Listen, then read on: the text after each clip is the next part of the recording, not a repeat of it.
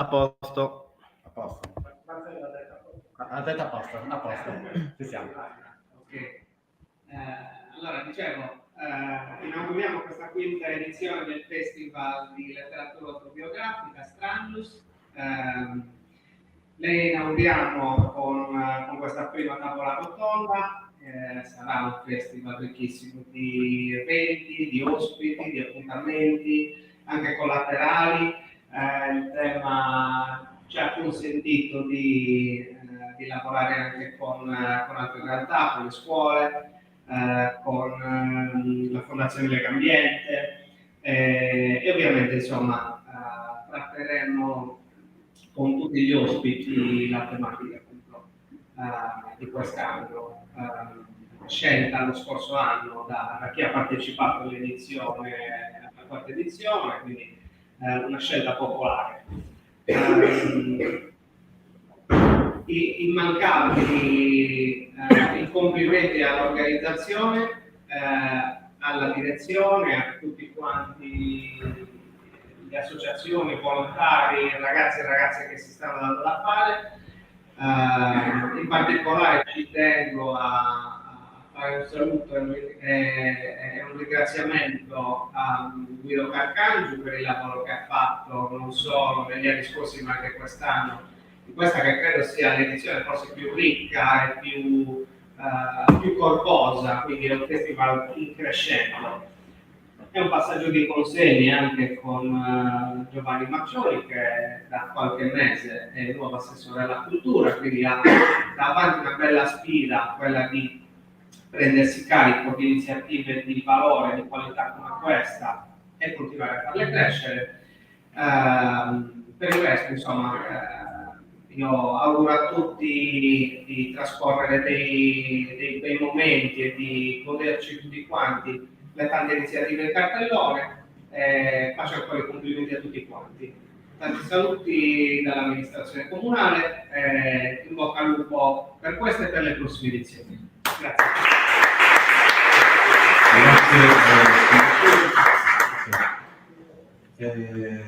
Bene, Gabriele vi ha raccontato, il sindaco vi ha raccontato insomma, quello che è il festival, quello che è il passaggio rispetto all'assessorato alla cultura. Anch'io voglio rinnovare i ringraziamenti a Guido e insomma, mi piacerebbe continuare con questa esperienza anche nei prossimi anni e sicuramente anche cercando sempre di più di far crescere questo festival e cercare di migliorarci. Quella di stamattina, diciamo che è l'inizio del festival, il prologo, dove ci confronteremo con altri festival che vengono organizzati in Sardegna e in particolare anche con il festival autobiografico, quindi che in qualche modo si allaccia, si avvicina al nostro festival che è il festival di Anghiari, in provincia di Arezzo. Quello di oggi, questa tavola rotonda vuole essere un momento dove i vari direttori artistici si confronteranno e ci racconteranno quella che è l'esperienza dei diversi festival, partendo da quella che è stata l'organizzazione del festival negli anni passati, nelle edizioni passate, ma soprattutto parlare anche di futuro, quelle che saranno appunto le prospettive di questa tipologia di festival. Scambio di esperienze, quindi momento di confronto e quindi questo vuol dire momento di crescita. Io voglio ringraziare Giuseppe Manias, che è il direttore artistico del nostro festival, del Festival Stranius, ma voglio ringraziare anche la direttrice Francesca Spano del Festival di San Gavino e il presidente dell'associazione Capodanno dei Sos Poetas, Luca Manusa di Seneghe. E intanto ringrazio anche Roberto Scanarotti, che è l'autore e direttore del Festival dell'autobiografia di Anghiari, che è in collegamento con noi. Bene, io a questo punto direi che entriamo nel vivo di questa tavola rotonda e niente, possiamo partire subito, chiedere ai nostri ospiti di raccontarci la loro esperienza rispetto ai festival che in qualche modo conducono, in qualche modo coordinano. E passo la parola subito a Giuseppe. Sì. Grazie a tutti, sono qui un po' sull'estrema destra, se qualcuno non mi vede posso assicurare che non si perde niente. La nostra esperienza parte 5 anni fa, quando l'allora assessore alla cultura Guido Carcangio mi disse: abbiamo questo progetto, e questo progetto parte da un libro scritto da un serramanese, da uno che era vissuto a Serramanna, da un serramanese che parlava della sua condizione di strangius, che è i Cavilli e Vito Nostra. Partendo da quella richiesta, noi abbiamo cercato perlomeno di continuare sempre su quella strada, ovvero sul partire dal basso, partendo dall'organizzazione e dai temi, per arrivare poi ai temi più importanti, diciamo crescendo, perché alla prima edizione di 5 anni fa avevamo 5 relatori, oggi ne abbiamo 26. Con tante attività che si sviluppano con tutte le scuole che partecipano, con le case di Serramanna che vengono quindi interessate non solo da un interesse di tipo culturale, ma anche dal coinvolgimento delle persone che le vivono all'interno di questo festival letterario. E tutto questo con una squadra di persone di Serramanna. Ecco, questa è la nostra esperienza forte. Cioè, per fare le riprese di Serramanna, chi apre le mostre sono di Serramanna, tutti i coordinatori, ecco, non è che ci sono i giornalisti che vengono da fuori a coordinare, tutti i coordinatori, tranne me che sono di fuori, ma mi hanno detto che non volevo dare la cittadinanza onoraria, scherzo, ovviamente, c'è qualcuno che sono tutti di Serramanna.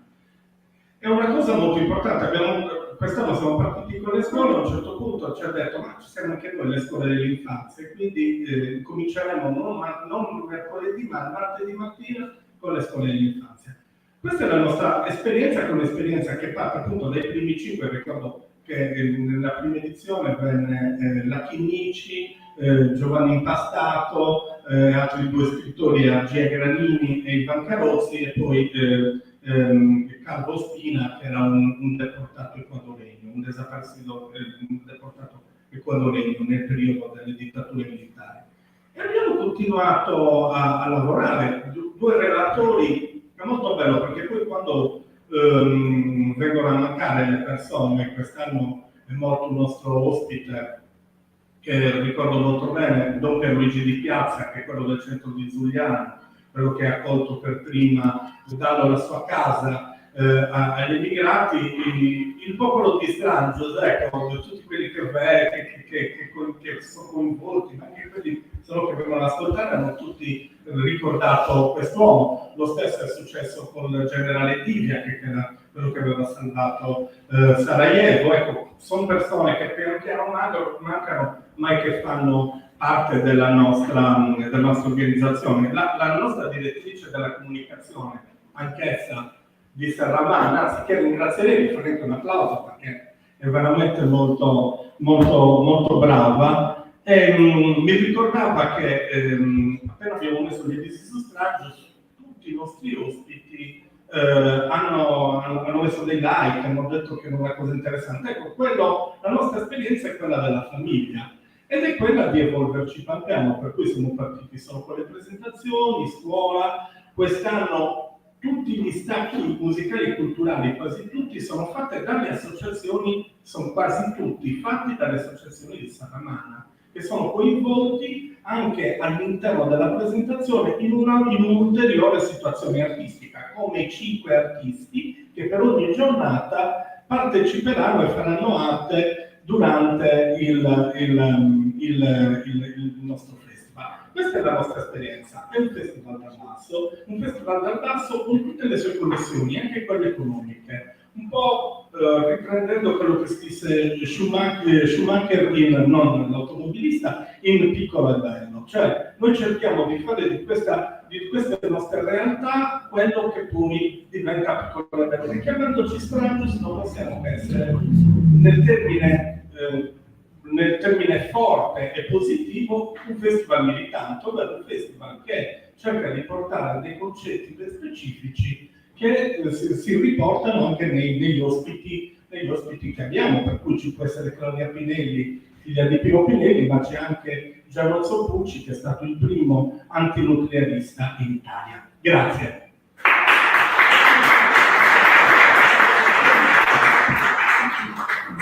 Vai, Francesca, Festival di San Gavino, Festival letterario del Monreale. Buongiorno a tutti, grazie mille dell'invito, sono molto contenta, porto anche i saluti dell'assessore ai grandi eventi Nicola Ennas, che ha contribuito con me a creare il Festival letterario del Monreale, e anche del co-direttore artistico Giovanni Follesa. Mentre Giuseppe parlava, riflettevo sulle similitudini tra i due festival, perché noi siamo alla 4ª edizione, diciamo è nata un po' in sordina nel 2019, un po' da una sfida a voler creare un'interazione tra autori e lettori, però dentro il paese. Quindi anche noi abbiamo creato un gruppo di sangavinesi, anche noi siamo tutti quanti di San Gavino, dal direttore della comunicazione al direttore logistico, e poi cerchiamo appunto di fare in modo che il paese sia coinvolto. E negli anni noi siamo partiti un po' con troppi ospiti, forse per una prima edizione, però negli anni è cresciuto e è diventato un punto di riferimento, perché ciò che noi volevamo fare, la promozione della lettura, è diventato ormai un appuntamento fisso. Diciamo che quest'anno abbiamo avuto numeri forti, e anche noi quest'anno iniziamo il lavoro nelle scuole che non siamo riusciti gli altri anni per il periodo, e a ottobre iniziamo. Io sono convinta che promuovere la lettura sia fondamentale anche per educare da un punto di vista culturale e umano, e poi è fondamentale secondo me fare rete anche con gli altri festival e con le altre realtà, proprio perché creando gruppo si aumenta l'offerta. Grazie mille. Grazie. Prego Luca, il capodanno delle Soscolettas di sera. Buongiorno a tutti. Grazie mille veramente per questo invito, perché è sempre, diciamo, non siamo abituati ad andare in giro a parlare del nostro festival, in realtà, quindi vi ringraziamo tanto di averci invitato, e sia personalmente come presidente dell'Associazione Perda Suonadora, che organizza 18 anni il Capodanno, facciamo complimenti per il programma e per il tema scelto. Un tema oltretutto che, diciamo, personalmente, diciamo, mi ha visto impegnato tantissimo durante i periodi dell'università, durante il periodo di ricerca all'estero e in Italia. Insomma, ho lavorato tanto su questi temi, quindi rivederli esplosi in un festival veramente diffuso nella sua programmazione e con delle scelte secondo me molto urgenti è estremamente interessante. Poi è un tema centrale. Il Capodanno, l'abbiamo già detto, insomma, è nato 18 anni fa all'interno del gruppo dell'Associazione Culturale, di cui oggi sono il presidente da 4 anni, quando sono tornato in Sardegna. È nato, insomma, da una serie di esigenze che sostanzialmente giravano attorno al vecchio direttivo e ai vecchi membri dell'associazione. Io ho sempre partecipato dal 2005, cioè io tornavo durante il periodo estivo, tornavo, andavo a fare le stagioni, a metà agosto mi licenziavo e andavo a contribuire, come dire, in qualche modo all'avvio del festival, e ogni anno avevo questo compito, essendo uno dei pochi ragazzi dell'associazione che studiava fuori al tempo, di portare degli autori che incontravo durante l'anno in giro in Italia o da altre parti. Quindi, quando ho deciso poi di tornare in Sardegna 4 anni fa, paradossalmente per questioni di lavoro, Mi è stato chiesto quindi di prendere la presidenza dell'associazione e di conseguenza occuparmi insieme al nuovo direttivo, con il direttivo Under 40, di portare avanti l'esperienza del Capodanno Sus Poetis, del Settembre dei Poeti. La cosa sicuramente che ci dicevamo, insomma, è che ci sono molte cose che ci accomunano. Gli spazi dove realizziamo le nostre iniziative, queste bellissime case padronali che attraverso anche i festival vengono valorizzate e che probabilmente hanno bisogno allo stesso tempo di un sostegno da parte dei festival per rendere vive nella prospettiva futura questi spazi.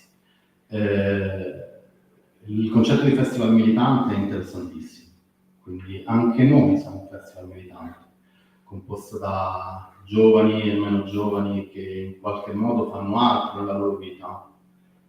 Io sono un ricercatore precario, direttore di produzione a casa cinematografica, abbiamo una ragazza che è semplicemente casalinga, chi è cameriere, chi è ingegnere all'interno del direttivo, quindi nessuno di noi, diciamo non per tanto, perché della cultura, con la cultura si vive anche, si campa, si guadagna, ma diciamo facciamo questo, realizziamo il festival per un piacere personale, perché riteniamo che sia uno dei tasselli importantissimi che dobbiamo porre se vogliamo rimanere a vivere nei piccoli e medi centri della Sardegna. E quindi un festival militante, perché nessuno ci garantisce la realizzazione del festival sino a pochi mesi prima dall'inizio, perché si fa a botte con l'economia, si fa a botte con la politica che sostiene, fortunatamente ancora, speriamo che in futuro ancora meglio, le nostre esperienze. Una cosa sicuramente molto interessante che non ci accomuna e che è un dibattito oggi a Serghe, perché poi ve lo spiego magari, è la presenza delle amministrazioni all'interno dei festival. Ora, questo da un certo punto di vista è un passaggio importantissimo se le nostre amministrazioni, e a Serghe non avviene questo purtroppo, se le nostre amministrazioni mantengono e capiscono e rispettano il ruolo reciproco dei vari attori che utilizzano il festival. Cioè, le amministrazioni secondo me hanno il bisogno e l'esigenza di sostenere queste esperienze, di entrare dentro i meccanismi organizzativi in maniera collaborativa e produttiva, evitando, come dire, di sussumere in qualche modo il festival, perché le amministrazioni purtroppo, che siano politiche, che siano semplicemente civiche, hanno una durata nel tempo. I nostri eventi si spera, come dire, che superino questa cosa. Quindi io penso che sia un enorme valore aggiunto avere un'amministrazione all'interno che, da come mi raccontate, da come anche so, anche voi che siete, diciamo, nuovi, la prospettiva che mettete in campo, che si stanno mettendo in campo sia a San Marino sia qui è estremamente interessante, cosa che a Seneca non riusciamo a fare, insomma. E questo ci dispiace assai. Seneca è uno dei paesi del tutto vincitori del bando di borghi della linea B. Noi abbiamo organizzato il bando, cioè l'associazione ha scritto l'80% del bando e l'ha portato al commissario prefettizio, noi eravamo senza amministrazione. E dopo lunghi periodi di battaglia, diciamo, siamo riusciti a convincere la commissaria a firmare il protocollo e inaspettatamente siamo stati vincitori qui in Sardegna. E noi in questo momento abbiamo enormi problemi di avanzamento del progetto che doveva partire già 2 mesi fa, proprio perché l'impostazione ideale dell'amministrazione è una sostituzione, ad esempio, per quanto riguarda il Capodanno, all'interno della direzione artistica. Noi abbiamo spiegato che come da 6 anni circa non abbiamo una direzione artistica in realtà. Costruiamo il programma secondo le nostre passioni, secondo quello che leggiamo, che incontriamo. Ci sono alcuni autori anche che ci scrivono, che ci potete invitare, se no non abbiamo il tempo di leggere il libro, li scrittiamo e li recuperiamo magari negli anni successivi. Diciamo. Quindi non abbiamo abbandonato questa cosa della direzione artistica perché è una deresponsabilizzazione spesso volentieri delle nostre associazioni. Quindi, come dire, lunga vita ai festival sì, però non è una strada semplice da percorrere. Abbiamo grandissime esperienze in Italia dove, che ci dicono in qualche modo che i festival, soprattutto letterari, sono dei volani importantissimi, non solo da un punto di vista culturale, nel senso che noi, secondo me, il risultato delle nostre azioni sul territorio non lo vediamo just in time, come siamo abituati a fare. Lo vediamo in un percorso molto lungo, lo vediamo in quante persone riescono, come dire, ad aggregarsi ai meccanismi associativi, che significa anche aggregarsi a tutto ciò che compete lo sviluppo dei territori. Lo vediamo soprattutto, come dire, nella crescita del nostro pubblico, nella crescita soprattutto delle vendite dei libri, che è una cosa importantissima.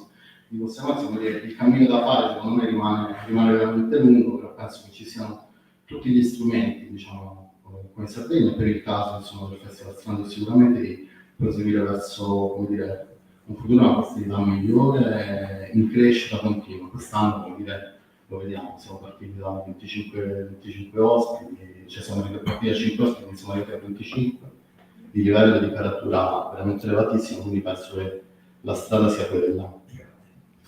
Grazie. Quindi abbiamo visto insomma, le affinità o le cose in comune tra i primi 3 festival di cui abbiamo parlato, quindi soprattutto festival itineranti.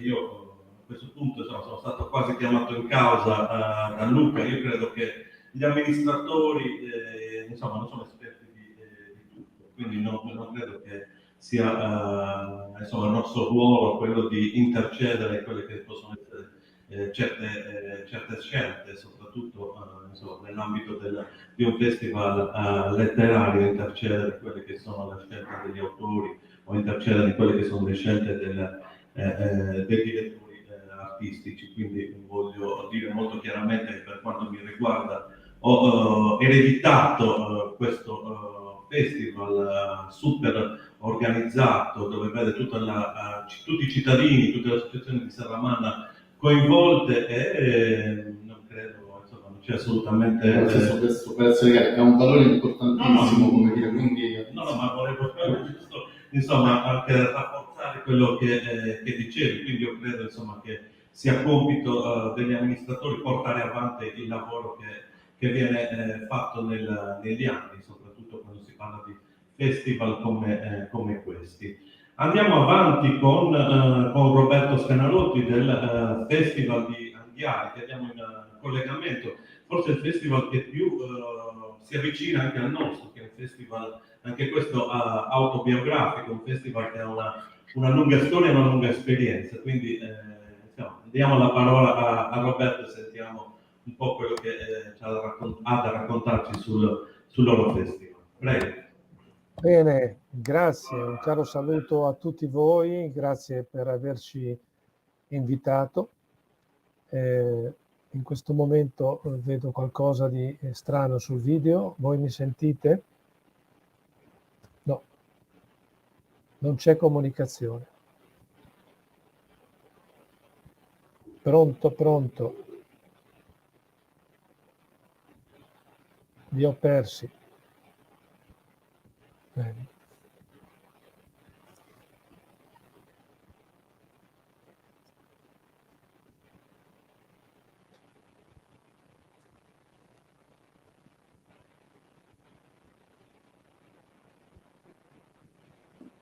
Ecco, mi sentite? Io non ho riscontro da parte vostra, vedo solo me stesso.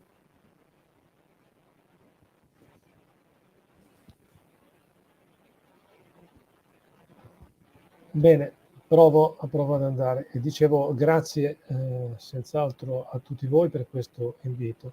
Ho ascoltato con attenzione anche gli interventi che mi hanno preceduto e prima di fare qualche valutazione vorrei dire 2 cose sulla nostra associazione. La Libera Università dell'Autobiografia di Anghiari è stata fondata nel 1998 dal filosofo Duccio Demetrio e dallo scrittore e giornalista Saverio Tutino. È nata ad Anghiari, un borgo medievale famoso per la battaglia di Anghiari, 1440, quando i fiorentini hanno sbaragliato i milanesi.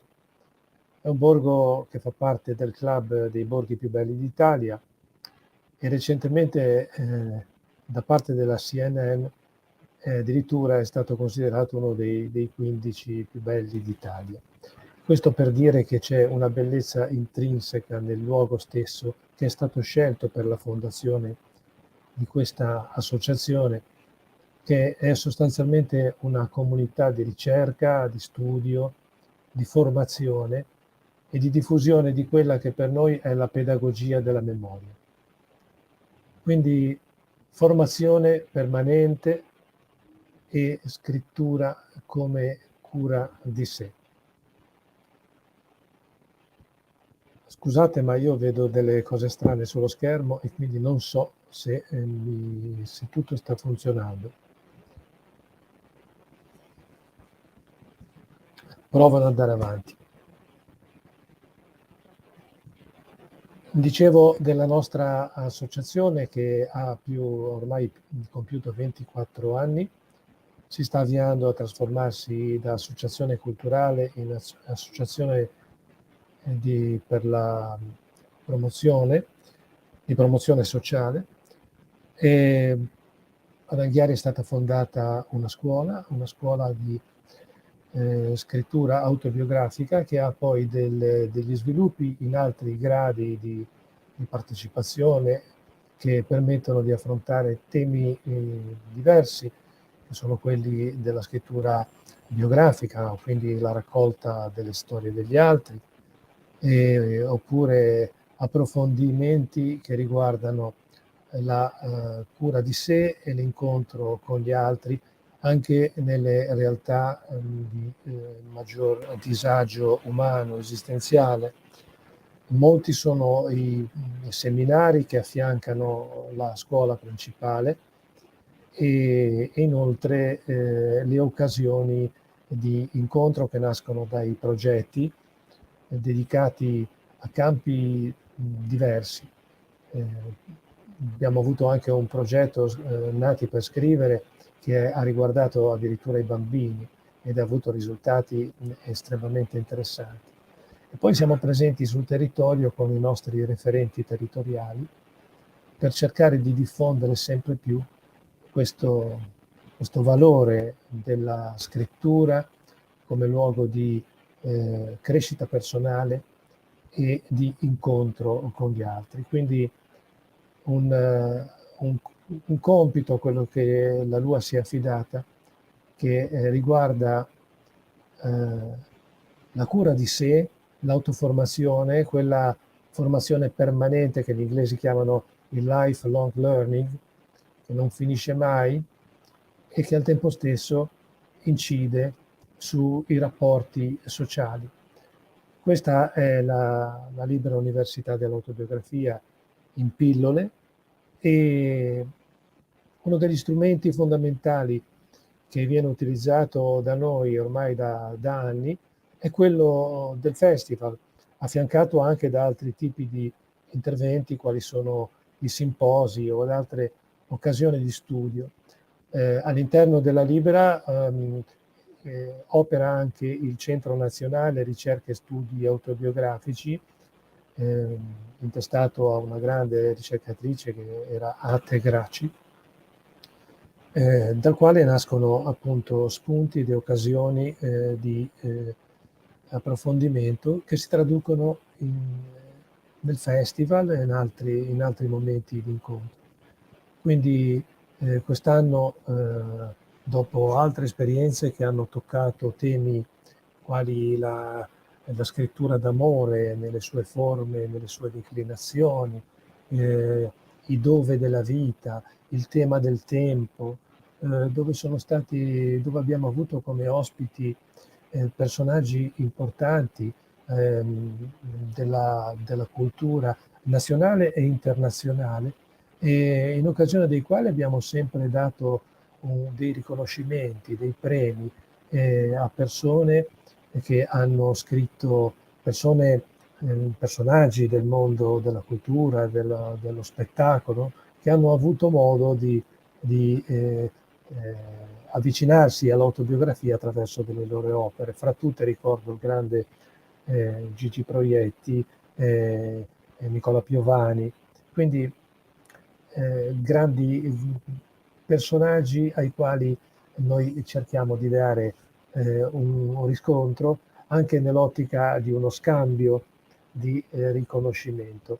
E diciamo che tutto questo, con tutte le fatiche del caso, sta funzionando, e quest'anno abbiamo creato un'occasione addirittura inedita, che è quella di un concorso che guida verso il festival che si svolgerà quest'anno dal 30 settembre al 2 ottobre. E magari poi nel secondo giro potrò approfondire un po' più questo argomento.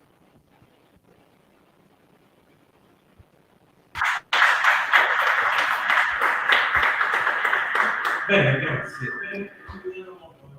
Continuiamo questa chiacchierata e direi di passare a un argomento diverso. Parliamo di futuro, di prospettiva. Quindi chiediamo ai nostri direttori, ai nostri coordinatori del festival cosa hanno in mente per il futuro, ma soprattutto cosa possiamo fare in termini di rete, di collaborazione tra i diversi festival. Passo subito la parola a Peppe Manias. Innanzitutto un ringraziamento personale particolare a Roberto Scannarotti, che oggi è intervenuto con noi. Una delle prospettive nostre sarà quella, se ovviamente la dirigenza del Festival di Anghiari vorrà, quello di collaborare con loro. Quella sarà subito una delle prospettive. Diciamo che come siamo partiti da 5 adesso 25, il filo logico del nostro festival è segnato, cioè nel senso che pian piano acquisiamo anche tempi e spazi all'interno della giornata, per cui adesso noi siamo occupati dalle 8 del mattino fino alle 8 di sera. Gli spazi sono quelli di coinvolgere ancora più le scuole, quindi una volta che il pubblico del festival avrà espresso il suo parere su qual è uno dei, abbiamo proposto 3 temi anche quest'anno, il tema prescelto, noi partiremo subito con un concorso nelle scuole. Questa non l'avevamo ancora detta, e quello è il primo punto, di modo che il festival possa diventare anche editore, non editore nel senso che pubblica cartaceo, ma diventa creatore di nuove storie autobiografiche con le scuole, partendo appunto dalle scuole. E poi c'è uno spazio, io sono sempre stato un po', non dico critico, ma è giusto andare con i piedi di piombo. Il festival è questo, oggi arriviamo con 25 autori, ringrazio Luca per il complimento anche sull'importanza degli autori che portiamo quest'anno, è quello il festival. Però c'è uno spazio che può essere riempito, che è quello che viene chiamato dopo festival, ma deve essere riempito in modo personale, con chi viene a fare quello spazio prenda comunque spunto dalla vita quotidiana del festival, e quindi si potrebbe organizzare quello spazio dopo che chi viene ha fatto una residenza d'artista. Questo sia pittore, questo sia scrittore, questo sia musicista, questo sia qualunque campo dell'arte o che abbia antropologo. E questo potrebbe essere lo spazio che potrebbe riempire quella parte, ma non chiamando il musicista di importante, che poi casomai che viene, che ci porta gente. Ma ieri vedevo in un importante festival, non è polemica la mia perché poi ognuno fa le sue scelte, che c'era un cantante famoso, El Marmeta, c'era scritto sold out, perché si entrava anche gratuitamente, che va bene, però noi vogliamo continuare in quel filo, il filo del partire dal basso, del piccolo e bello. Grazie Giuseppe. Quindi queste erano alcune indicazioni, forse anche dirette a me, però ci sto, scherzi, una battuta, ogni tanto una battuta ci vuole. Prego Francesca. Grazie mille. Allora, io ascolto con piacere, mi è piaciuto molto l'intervento di Luca, ma faccio una piccola parentesi: è fondamentale che le amministrazioni credano nei progetti e collaborino, perché se no non si va da nessuna parte. Spesso si fa l'errore, questo permettetemi è una nota polemica, di considerare i festival appartenenti a un determinato colore politico. Questo è un errore, perché invece i festival sono dei paesi, quindi ci deve essere la partecipazione a prescindere dalla simpatia o meno, quindi secondo me è molto molto importante che le amministrazioni partecipino partecipo proprio per il ritorno, per il riscontro anche economico che soprattutto in questo periodo non guasta per il paese. Allora, noi abbiamo appena finito la parte adulti della quarta edizione, adesso a ottobre ci sarà la parte ragazzi, però stiamo già pensando alla quinta edizione, cercando di mantenere anche noi ciò che ha comunque connotato il Festival di San Gavino. Giuseppe mi ha dato la possibilità di dire una cosa: da noi non ci sono mai stati autori di serie A o di serie B, nonostante abbiamo avuto anche nomi molto importanti, però li abbiamo considerati sempre uguali agli altri, cioè nessuno, e vogliamo continuare su questa linea. Per noi è importante che gli autori si mettano in gioco, cioè che non vengano alla presentazione e poi vadano via, ma che rimangano in mezzo al pubblico. Questo secondo me proprio deve essere è fondamentale per una costruzione, perché è inutile che si paghi il gettone se poi non c'è la possibilità. E questo è quello che penso io. Noi comunque come tema continueremo il tema che abbiamo introdotto quest'anno, cioè fuori classe e fuori serie, cioè l'interazione tra serie TV e letteratura, perché ormai le serie TV stanno diventando un vettore anche della letteratura, anche perché ci sono sceneggiature che sono fatte bene, quindi abbiamo deciso di continuare sulla stessa linea. Ancora non abbiamo individuato il periodo, però credo che l'importanza di fare rete sia proprio partecipare agli altri festival, anche magari scambiarsi ospiti, scambiarsi pareri. Quindi io adesso Stragios ormai la partnership c'è già da 3 anni, ma magari poi potremmo anche allargarla a Senegal, ci piacerebbe molto, sarebbe un onore per noi. Quindi io a nome del festival chiedo a Senegal se gli andrebbe di fare un discorso e poi magari tutti insieme vedremo come concretizzarlo. Grazie mille.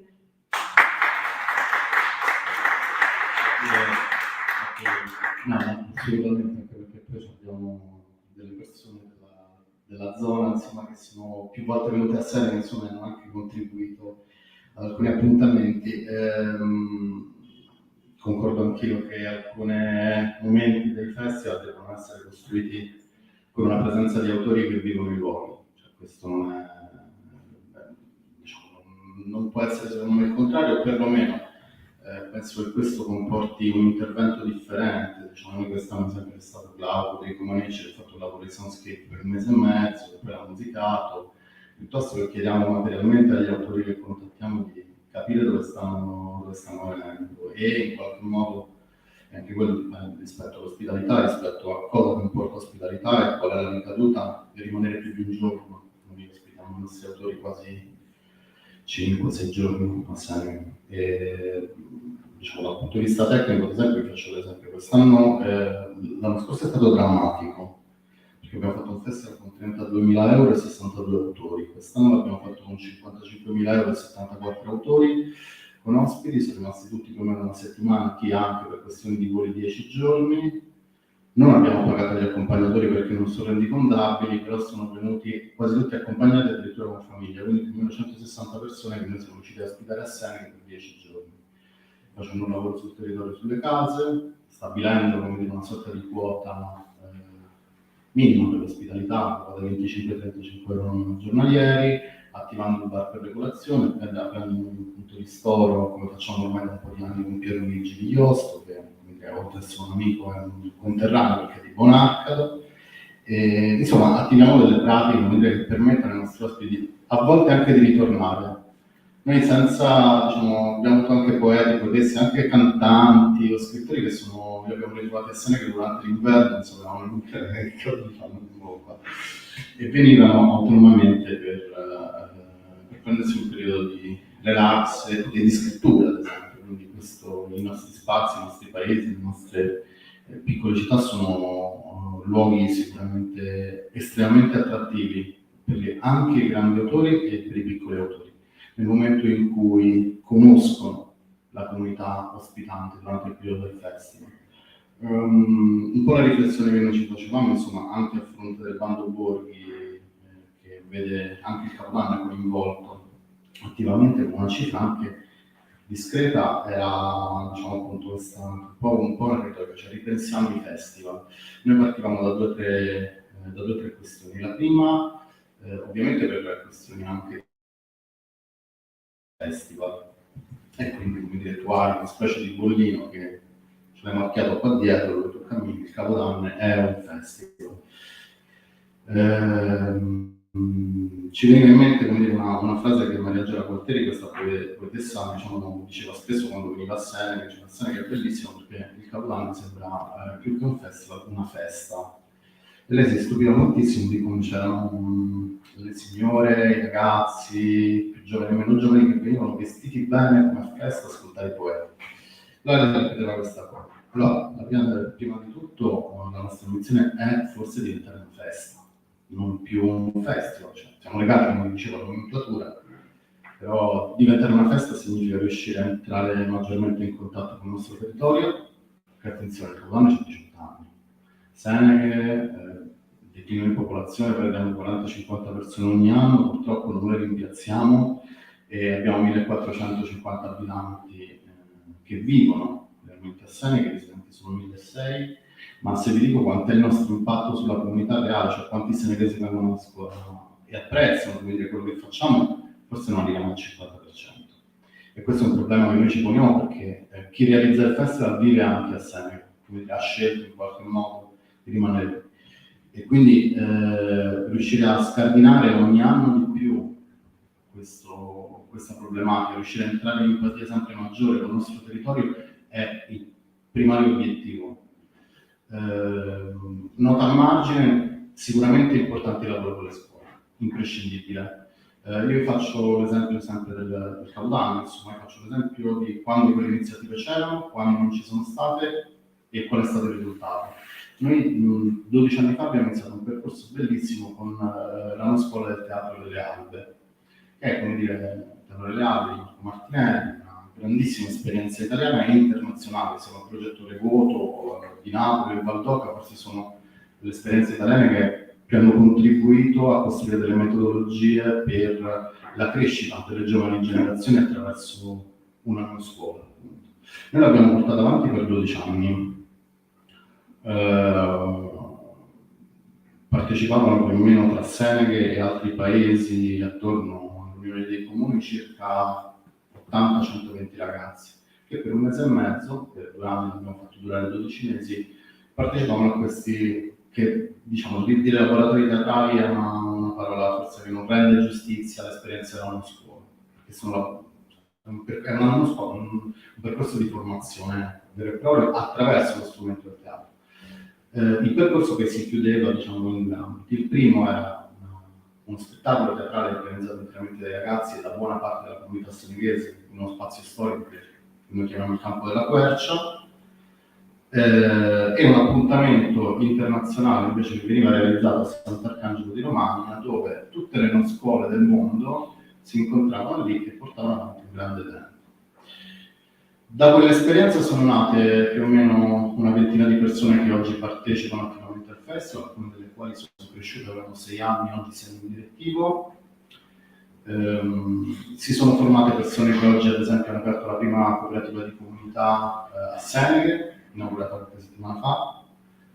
E cosa è successo? In questi 3 anni che noi non siamo riusciti a realizzare questa esperienza, per questioni prettamente economiche, noi abbiamo avuto molti problemi a riuscire a intercettare, includere e portare, come dire, all'interno del percorso del festival le giovanissime generazioni.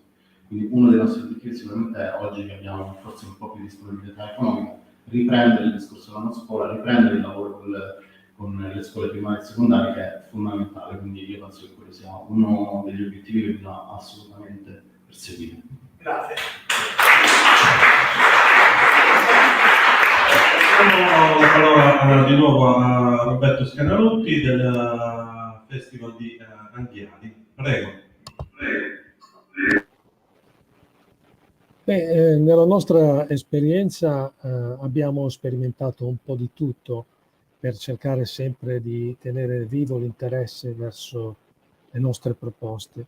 La libera università dell'autobiografia di Anghiari si regge esclusivamente attraverso i corsi, la scuola di cui parlavo prima, no?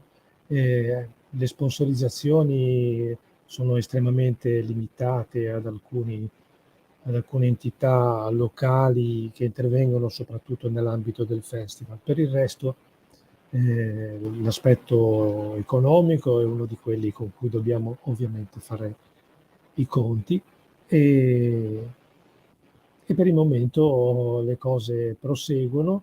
Abbiamo superato anche una fase difficile dovuta alla pandemia, quando sono stati bloccati, abbiamo rimediato in parte anche con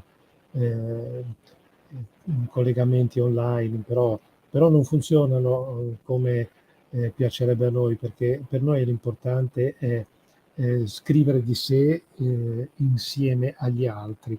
Il gruppo, l'energia del gruppo è fondamentale.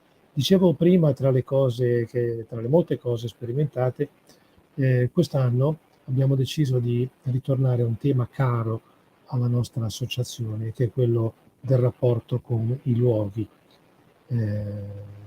quello che si riferisce a quelle scritture nascoste, noi le chiamiamo le letterature sommerse, che non hanno una dignità editoriale, che non vengono considerate in genere, ma che parlano proprio di luoghi, parlano dei borghi, dei paesi, dei quartieri urbani, luoghi in cui si forma l'identità delle persone e nasce quel genius loci che corrisponde con un'identità collettiva, quel senso di appartenenza. Ecco, noi quest'anno l'abbiamo dedicato a questo sotto la guida sempre di Duccio Demetrio e abbiamo creato un concorso intitolato L'albero delle ciliegie, una storia tira l'altra. Lo abbiamo diffuso attraverso non i potenti mezzi che non abbiamo, ovviamente, ma attraverso il nostro passaparola, usando molto i social, ed è arrivato a toccare come risultato ben 16 regioni italiane. Abbiamo avuto 150 partecipanti nelle 4 sezioni che abbiamo scelto e attraverso la giuria formata dai membri del nostro consiglio scientifico siamo arrivati a un risultato molto importante che premia un po' anche la qualità generale dei testi che ci sono arrivati e che vedrà appunto la premiazione proprio in occasione del festival. E il festival naturalmente non poteva che riprendere il tema di questo concorso e infatti il titolo richiama un passo famoso di Cesare Pavese: un paese vuol dire non essere soli. E in questa occasione avremo la possibilità di approfondire ulteriormente questo tema da tante prospettive filosofiche, come è proprio della missione della Lua, ma anche sociologico, antropologico. Se ne parlerà anche dal punto di vista dell'architettura al festival. E quindi siamo certi che avremo occasione di dare un ulteriore slancio a questa nostra missione, quel compito che ci siamo dati. In occasione del festival, fra l'altro, quest'anno abbiamo invitato Franco Arminio, poeta, scrittore, si è autodefinito paesologo, perché lui svolge una intensa attività di scrittura, di impegno civile rivolta alla difesa dei borghi, dei piccoli borghi, di quei piccoli luoghi che tendono a scomparire. E quindi lui sarà con noi e a lui daremo anche il premio del centro, un riconoscimento da parte del Centro Ricerche e Studi Autobiografici. Per quanto riguarda in generale le prospettive, la situazione, le prospettive, noi sicuramente siamo molto convinti dell'interesse generale che si riscontra in questo campo, nell'interesse che non trova sufficienti sbocchi in generale e che ha bisogno di spazi. Uno spazio fondamentale appunto è quello dell'autonarrazione, della narrazione in generale, appunto quelle letterature sommerse di cui parlavamo prima, ma dalle quali poi sappiamo bene che si forma la storia anche. Dalle storie dei singoli si arriva alla storia di un luogo, di un paese. Per fare questo cosa dobbiamo fare? Intanto è molto bello poter avere occasioni di scambio con altre realtà come le vostre, che sicuramente, su cui sicuramente ci dobbiamo impegnare per avere un ulteriore seguito. Quindi già sin d'ora mi permetto di invitarvi ad Anchiari e alle prossime occasioni che ci saranno, e da parte nostra c'è sicuramente la possibilità di partecipare reciprocamente alle vostre. Questo dello scambio è molto importante, questo dell'incontro è molto importante, e il tema dell'incontro è quello che poi ci riconduce proprio all'idea del festival, che è un momento per riunirsi, per confrontarsi. E tutto questo in quale prospettiva deve essere perseguito? Sicuramente abbiamo bisogno di maggior visibilità sui media, che non è cosa semplice. Sicuramente abbiamo bisogno del supporto delle amministrazioni locali, abbiamo bisogno di amministratori che credano nel valore della cultura non solo a parole ma anche nei fatti, sostenendo queste realtà. Abbiamo bisogno di continuare a sostenere il rapporto con le associazioni culturali presenti nel territorio, ovunque, e di perseguire anche una politica indirizzata proprio ai giovani, come si diceva prima, alle scuole, ma anche agli adolescenti, alle scuole superiori, attraverso tutte gli enti, le istituzioni, le associazioni che ci possono ricondurre ai giovani. E poi da parte nostra c'è una storia molto ricca nel campo dell'intervento nell'ambito della fragilità umana. E questa fragilità è quella che riguarda le persone anziane, riguarda le persone che sono in carcere, riguarda persone che hanno problemi di salute, problemi anche di disabilità mentale. E tutto questo fa parte del patrimonio culturale e di impegno che la Libera porta avanti ormai da molti anni, valorizzando proprio anche i testi, le testimonianze che ci arrivano da tutte le persone che collaborano con noi. Un altro tema importante è quello degli sponsor. Non è facile trovare sponsor disponibili a sostenere festival che vengono visti un po' come qualcosa di locale. Quindi noi dobbiamo sostenere il valore della cultura e della comunità, cercando di andare oltre i nostri confini, cercando sempre di spingerci oltre, allargando gli orizzonti. Noi lo facciamo da volontari, con i limiti che tutto questo comporta, ma se siamo arrivati a questa storia ormai ventennale è perché c'è sempre stata la volontà di andare avanti, di superare i momenti difficili e quindi di poter essere ancora qui sul pezzo a raccontarci, ascoltando anche le vostre storie.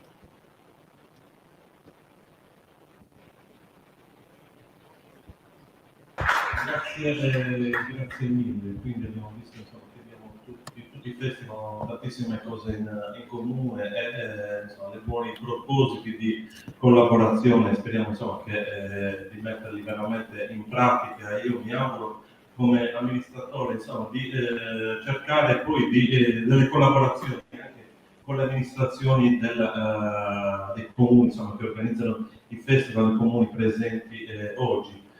Il tempo scorre, dovremmo andare poi e dovremmo inaugurare le 3 mostre stamattina. Io darei insomma, la parola a voi, quindi se c'è qualcuno che vuole fare delle domande, diciamo anche domande veloci, così insomma vediamo se i nostri ospiti danno delle risposte o risponderanno alle vostre curiosità o alle vostre domande.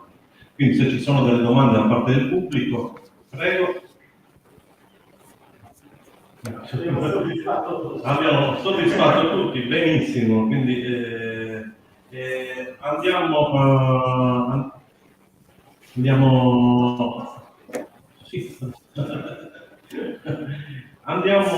avanti. Io intanto volevo, in questo festival che è organizzato in collaborazione con l'Associazione Internazionale della Terra Cruda. Prima vedevo c'era Walter Secchi, segretario direttore dell'associazione, forse è andato via, comunque lo ringraziamo. Voglio ringraziare anche Gigi Piano, che è il consigliere del gruppo di minoranza Serramanna Più, che ha accettato l'invito a partecipare stamattina. Voglio ringraziare insomma, la padrona di casa che stamattina ci ha ospitato in questa bellissima casa e insomma, voglio passare il microfono per dirci qualcosa. Cosa vi posso dire? Avete detto ormai tutte le parole molto interessanti. A me preme diciamo, sottolineare il fatto che queste manifestazioni si svolgano nelle antiche dimore, diciamo, nelle antiche case, quindi questo è un avvicinarsi della cittadinanza è una partecipazione appunto maggiore alle manifestazioni, e quindi queste case che non vivono di per sé col proprietario, ma diciamo io mi sento proprietario, ma anche voi in questo momento fate parte di questa collettività e questo mi onora. Tengo a sottolineare che il portoncino da dove siete entrati si apre solo in occasioni particolarissime.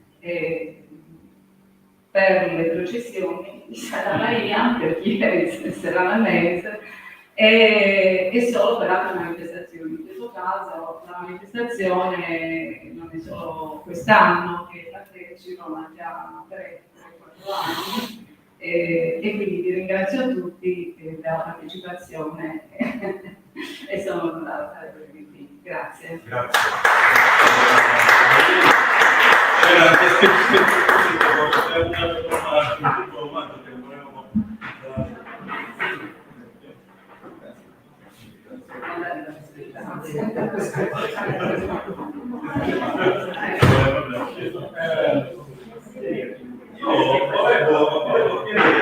Volevo chiedere una cosa, volevo sapere se Guido è qua in questo momento, è dentro, non c'è, volevo coinvolgere nel momento di ringraziamento. Va bene, noi volevamo ringraziarla per la sua ospitalità, grazie mille per la mattina. Grazie. E poi volevo ringraziare i nostri ospiti, prego, un piccolo omaggio. Prego, grazie per la vostra partecipazione, grazie per la... Si capisce il libro per cui ci si ispira, e questo è per il nostro direttore artistico, che sappiamo che è un amante dei colori. Questo è l'amante delle masse. Allora adesso ci dirigiamo tutti a Monte Granatico, dove inaugureremo la mostra Codici Estetici di Ghigo Ciarreo. Grazie. Grazie di nuovo a tutti per la partecipazione e grazie soprattutto al nostro Roberto, grazie. E grazie A voi. per la tua presenza. Insomma, ci sentiamo a giorni. Grazie ancora. Grazie a voi, ciao. Tutto via streaming. Grazie, ciao. Ciao, ciao.